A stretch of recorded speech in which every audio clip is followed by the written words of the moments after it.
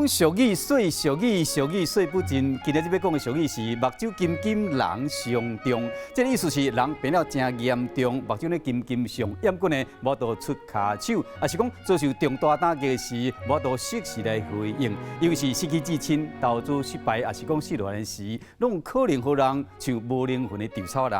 啊，讲到无奈，苗栗火焰山这个柑仔园都要收成啊，和这阵山沟入去的乌白板、乌白只，一分地柑仔差不多有3成，拢互这个山沟算断去，农友唔知要如何是好。另外，屏东这个农友嘛是真无奈，单买板的奶子嘛是有山沟成板去，规园的奶子呢乌白鸭、乌白板，一礼拜损失300几斤，10多万化为乌有，一年辛苦的成果和山沟收去。